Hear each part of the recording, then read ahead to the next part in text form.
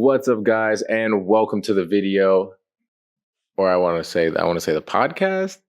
You're doing this solo podcast thing is kind of still weird. So, like I said before, bear with me.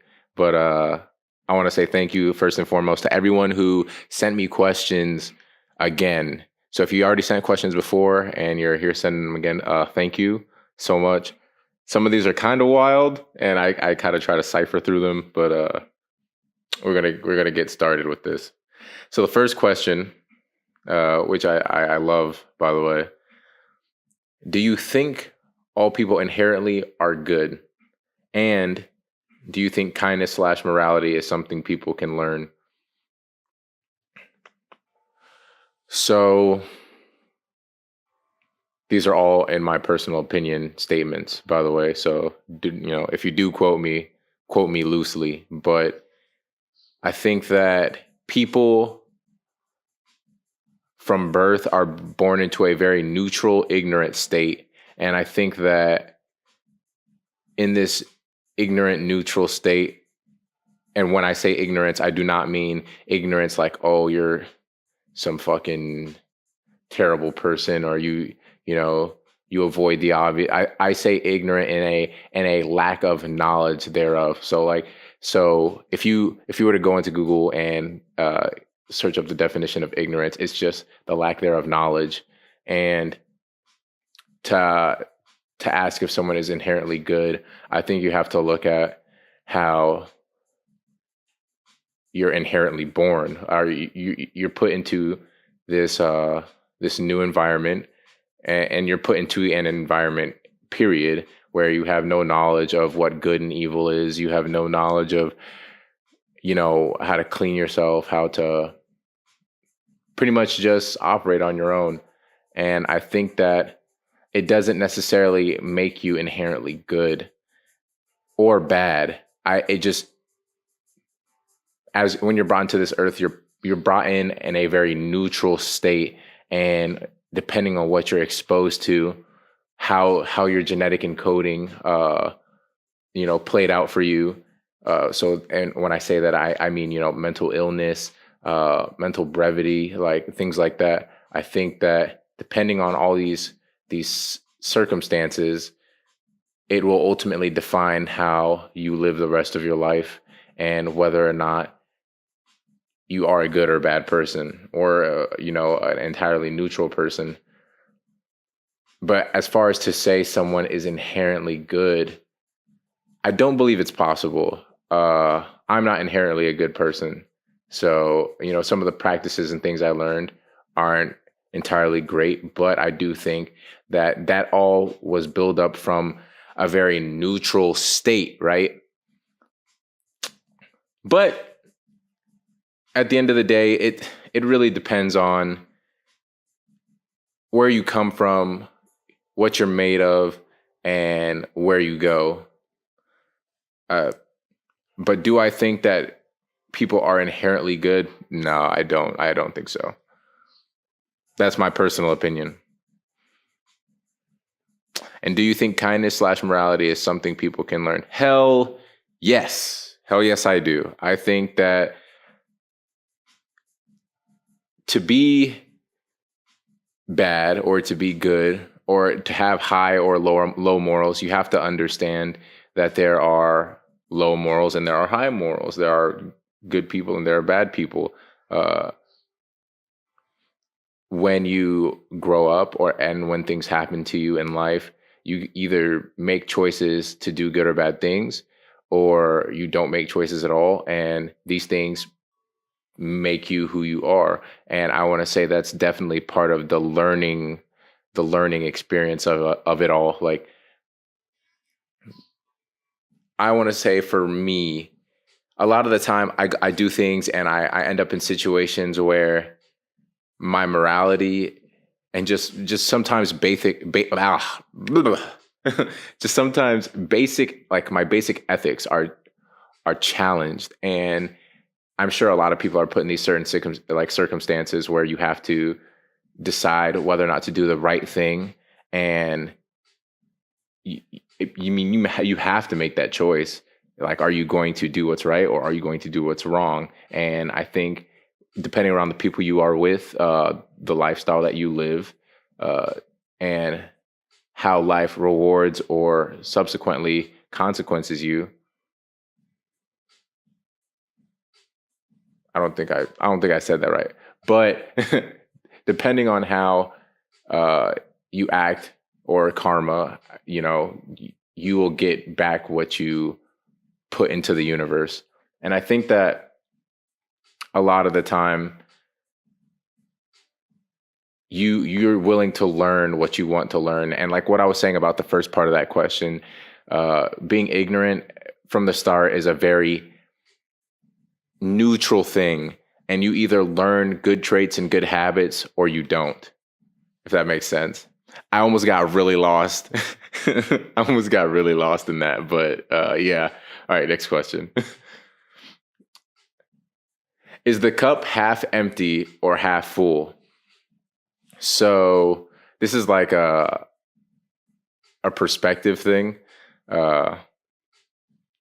Definitely a perspective thing. Some people are really, really hell bent on the idea that if the cup is half full, that means, it's like a great divide.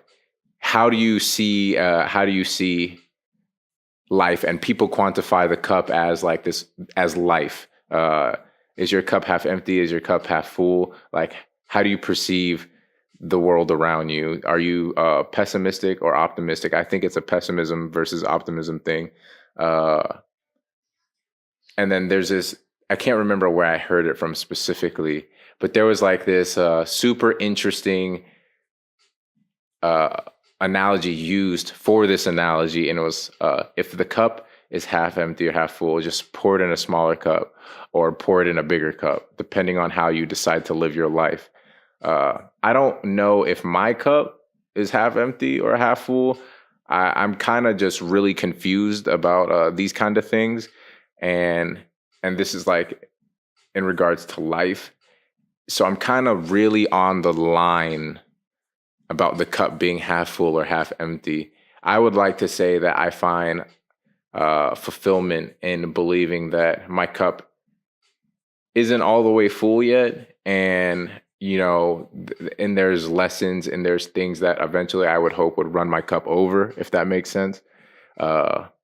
But I definitely believe that this is like a thing of pessimism versus optimism, like how you see life and how you see things around you. So, I mean, if you want to tell me if the cup is half full or half empty, before I go into rambling about it, let me know, because I have no real idea, but that is my opinion on it. Were societies, i.e. the Egyptians and the Romans, smarter than modern society, and why?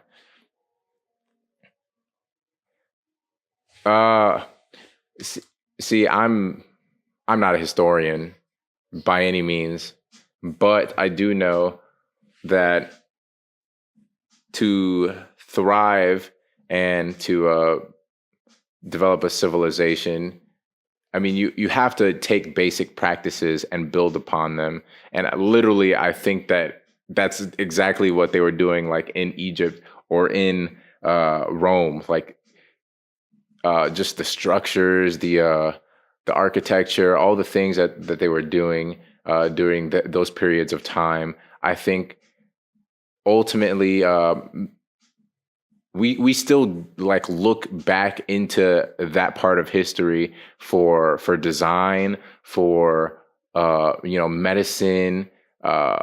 We even some of like the leadership core practices, stuff like that. Like we still actually reference those periods in time a lot. And I think that in regards to them being, what was it, smarter than modern day society, I don't believe it's a smarter than kind of scenario, because I don't think they're smarter than modern day society because of just the technological and then agricultural like advancements that we've made thus far as a society, like across the globe. I don't think that they're smarter. I do think that they adapted crucially to the circumstances of their period in time. And I mean, to say the least, about a civilization that was constantly pushing forward and pushing forward and pushing forward, uh, for what they had, and for what it's worth, they did what they could. Uh, Compared to us, we're still pushing so much farther past where we are right now. So it's hard to say that they were anywhere near where we are, because I just in my mind, and just if across the internet, there's so many different things that you could expose yourself that would make you believe that there's no way in hell that they are more advanced or were smarter than modern society. Not as a whole, though. I don't think that in modern society as a whole, like, everyone's a genius, because that's the wrong perception, and I don't want to do that.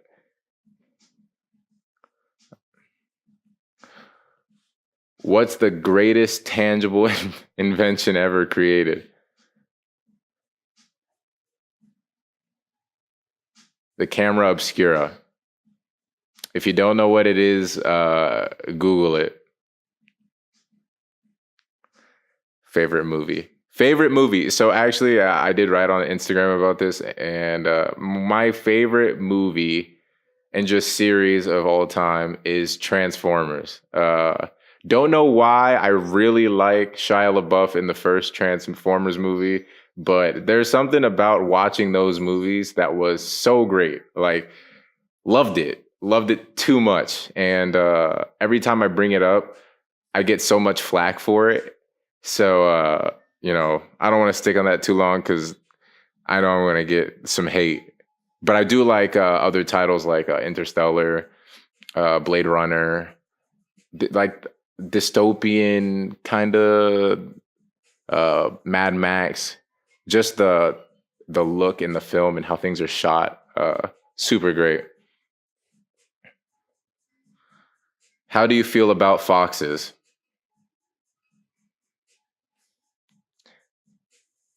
They're sneaky, and if you don't watch out, they will take your life and try to cause harm to everything you believe in. I hope that answers your question. Okay. How do you feel about interracial couples? Okay. Before I say anything too wild, because Lord knows I could go on a limb with this one. Let me see. I think interracial couples are great. I think that any working relationship, given some of the statistics of divorce and depression in any country, well, more specifically America, are mad high. I think that any way in which form you can find happiness with another person, I think is great. I'm not going to be ignorant and say I don't see color. I don't care about color, because let's be 100% clear. I do. Do I discriminate? No. Do I stereotype people? No. Do I have racial or unjust thoughts about other people? Hell no. But do I see color? Yes. It's an identifying trait of a person. And, that's something that you should think about in regards to a few things when you're dating someone. But as far as an interracial couple, who the fuck cares? Like, no, be happy. Like, be happy. No one. If you're caught up on that, like, I know some people get upset with me about that, but it's like, some people don't have the greatest relationships with people, inside their race. Some people do, some people don't. Some people find happiness in other places, and it's all situational. You never know the making of a person until you put yourself in a position that forces you to kind of intertwine. And I don't know why I started doing that with my hands, but just when you learn the fabric of one another. But there's nothing wrong with interracial dating, and I mean, what bad could come from being with someone and being in a relationship with someone who makes you happy? And people who like think otherwise and think that color is a factor in how well you can treat another person, you really need to go back to the first question of this podcast and ask yourself if you inherently learned some stupid shit, because you probably did. But we'll go to the next question. How many bodies until she's officially a thought? She or he? The question says she, but just for the sake of being fair, she or he is a thought. So guys can be thoughts, 100%. Yeah. I think that if you're getting older, and first of all, thanks for asking. I think if you're getting older and you reach that point in your life where you're just trying to find someone to be with, and like your mid-20s, 30s, however old, even if you're young, because now that I think about it, even if you're young at a young age, I don't think any of that matters, as long as my biggest concern with a stigma going around about people not using protection, my biggest concern is people's safety. Like, if you're being safe, I don't see why being, having whatever kind of relations you want to have would matter. Like, if you feel like you want to have multiple partners and you're not in a committed relationship, like a marriage, there's no room for being a thought once you get married. Just so everyone knows, you're not a thought anymore. You're in a relationship with someone that's deeper than a relationship. That's a marriage. You cheat on your spouse, you really need to figure your fucking life out. But as far as everything outside of that, you're being safe and you're taking care of yourself. They're taking care of themselves. You guys are getting checked consistently for, diseases, because apparently everyone is scared to get checked and talk about STDs, HIV, all these other things that are super important. Super, super important. You should probably talk about them, by the way. And as long as you're being safe, the body count, the whole numbers game, all that stuff doesn't matter. I don't think there's any number out there that would make you a thought at all, really. Maybe. Okay, you start reaching when you like, I don't know. There's a deep reach in there, but there's no real number that I could say, because I have no real opinion on whether or not someone's a thought. Everyone's had their days where they've probably done something that they regret doing. So, who knows?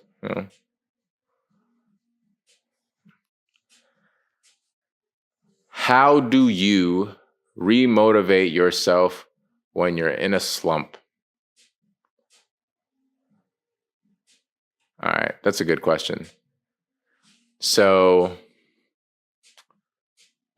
when things are building up and there's a lot going on, it's super simple to fall into this hole of you're lost and you don't know where to go or what to do or who to talk to about something, or you just get caught in this vicious cycle of going through your routine, and then the routine kind of starts to beat you down a little bit. I think that's the same for maybe you as it is for me, but sometimes it's just super overbearing. It's super overbearing, and it's kind of hard to want to do more and want to be more when you got this routine that you got to stick to because of money or because of other transgressions in life that forces you to keep this routine that can ultimately be beating you down. I think the most important thing for re-motivating yourself is having something that consistently motivates you. And I know that's like super loaded, but just hear me out for a second. Every day, you can, if you do know them, you can ask anyone that I either work with or talk to on a personal level, my girlfriend, anyone, you can ask anyone, anyone. I constantly listen to like motivational videos constantly. And if you go through YouTube, I find I've watched so many of them that I have to constantly find new ones to find, like, to watch, because I've rewatched some of them almost 100 times, and there's always something different in these videos. And it's not someone like yelling at you all the time or telling you something about like how you suck. Some of it's just something to like elevate the mind a little bit and get you thinking about something that you probably didn't have the level of mental capacity to think about before. I think that if you can find someone who is preaching a message, and when I mean preaching, it not in necessarily a religious sense, but if you're into that, then more power to you. But someone who is preaching to you a message that conveys something that you can relate to in your mind, and that relation gives you a little bit more room to say, hey, I should probably like listen to more. I should probably use this to get my day started or end my day, or, something that works for you as it works for me. I do it specifically because there are a lot of times where I'm like, I don't want to go to the gym. I don't want to study. I don't want to work on a project. There's just times like that. And when I put myself in that headspace where I'm like, okay, somebody's got to tell me, I need to hear something. And if you want links to things like that, and you want to hear some of the videos that I actually do listen to, please, shoot me a message on YouTube, Instagram, anything. And, tell me, hey, send me some of that, send me some of this shit. But I'll do that. I'll do that for you. And, you just need something that keeps you motivated. And if it's not your friends, there are mentors online. There are people who have been through trials and tests, and you got to put yourself in their space, because they're not going to put themselves in your space because they don't know who you are. And if you look for them, you'll find what you're looking for, if that makes sense. All confusion aside. I can clarify that if you want to in the comments.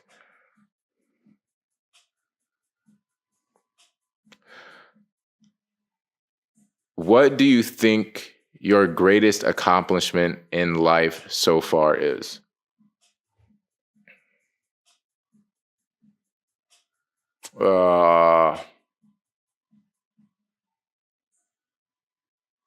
I don't know.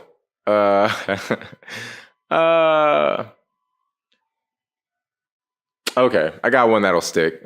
It definitely sticks for now. So far, my greatest accomplishment would be not giving up on my art and my craft. It's transformed a lot. It's went through a lot of cycles, and I know I don't post anything near what I should be doing, but there's a lot of practice and a lot of like learning and studying and watching videos and just all these things. And as I'm getting a little bit older, I think that with the previous question, like the routines that we have, you just get beat up, and you may stop some of the things that you love to do. And I think one of the biggest accomplishments for me in my life is staying true to the one thing that I can ultimately say makes me me, like makes me so happy to like live. I have the utmost amount of pride in my ability to be so fucking hard-headed that I don't stop believing in what I see for myself. And that is my art being a platform for me to reach people. So yeah, that's what I'm all accomplished about. And I think that that is all the questions. I want to say thank you first because a few of these I definitely could have been a little bit more thought provoked on, but I kind of wanted to hit as many of these as I could. Thank you all for sending me those questions, and I really hope that you guys send more and continue to send more, because when I do these solo podcasts, I kind of want to just respond to you guys, and it's awesome. So, thank you guys so much. So much.